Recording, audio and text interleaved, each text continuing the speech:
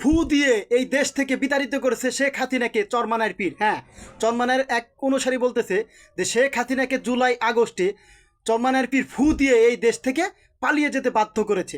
ভিডিওটা দেখেন। পীর সাহেবের ফু সম্পর্কে আপনাদের ধারণাই নাই।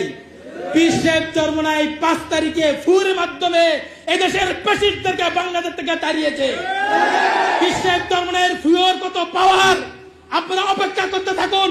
পীর সাহেব চরমনায় ফুয়ের পাওয়ার আর স্বাধীন থেকে নির্বাচিত ফু যখন আপনাদেরকে ফু দিবে বাংলা জমিনে হাত পাকার বাতাচার ফুয়ে আপনারা বাংলা জমিনে টিকতে পারবেন না। পীরের ভক্ত হওয়া ভালো, কিন্তু পাগল হওয়া ভালো না। দেখেন, এরকম অনুসারীরা এই ধরনের কথাবার্তা বলে এদের কাছ থেকে কি ইসলাম শিখবে, আর এরাই বা এই পীরের কাছ থেকে কি শিখেছে? এটাই এখন সবচেয়ে বড় প্রশ্ন।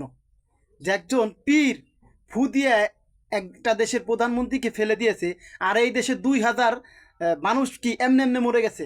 তাহলে তো পীরেই ফু দিয়ে নামায় দিত, তাহলে এই 2000 মানুষের মরার কোনো দরকার ছিল না। এরকম আতপাগল লোকজন এরা আসলে এই পীরের কাছ থেকে কি শিখছে? এই পীর এদেরকে আসলে কি শিখাইছে? এটাই এখন সবচেয়ে বড় প্রশ্ন। যারা সবসময় ইসলামের দোহাই দিয়ে ভুলভাল কথা বলে তাদের বিচার আসলে কে করবে?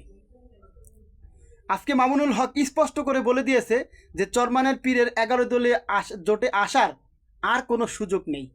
চরমানের পীরের উচ্চ আকাঙ্ক্ষা ছিল, তিনি প্রধানমন্ত্রী হতে চেয়েছিলেন, তার ভাই রাষ্ট্রপতি হতে চেয়েছিলেন, মানে সব পদই তাদের। আর বাকি যারা আছে জোটের লোক, এরা কি করবে? বাকি যারা জোটে আছে তারা এই চরমানায় পীর সাহেবকে তেল মালিশ করবে। ইসলামী আন্দোলনের অনেক মুফতি বা হাফেজরা স্ট্যাটাস দিচ্ছে, তারা বলছে যে ইউসুফ নবীকে যেভাবে তার 10 ভাইরা কুয়ায় ফেলে দিয়েছিল এবং সেইখান থেকে সে উঠে মিশরের অর্থমন্ত্রী হয়েছিল, সেভাবেই মুফতি রেজাউল করিম সাহেব একসময় বাংলাদেশের প্রধানমন্ত্রী হবে।